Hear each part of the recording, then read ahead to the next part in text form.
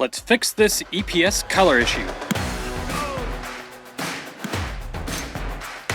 Have you ever been working with a logo that's either an EPS or an AI file, and you get the feedback that the colors just aren't looking right, and you look at them and go, well, it's an RGB named file. When I open Illustrator, it says it's an RGB file. And when I import it into After Effects, I didn't do anything, or I didn't mess with any color settings that would throw this off.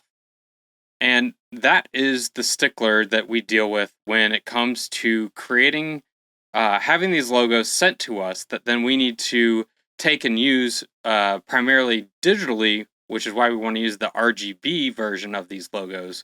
But there's something that just doesn't transfer correctly from Illustrator into After Effects. So here we are in my After Effects project, and you can clearly see that there is a color difference here between my two logos, although they are identical logos and should look nearly identical. Our left side here is PNG as I've marked, and the right side is the EPS. So this is interesting. Well, if you've had this issue happen before, you've probably gone under our interpret footage here. If I have my EPS selected, interpret footage, and tried to play with some of the color settings. Unfortunately, this doesn't work because it's not an After Effects issue. And if I right click and go to Reveal in Explorer, and I open this within Illustrator, you can see that everything looks normal here too.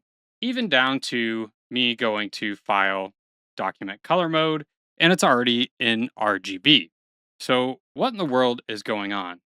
Well, there is a checkbox when you go to save this out of Illustrator that defaults to on that is causing the issue. So if I go to save this, I go to File, Save As, and I just save it over the top, replace it, sure. In my dialog here, we have this checked that says include CMYK postscript in RGB files. Now, I have no idea why this is checked on by default.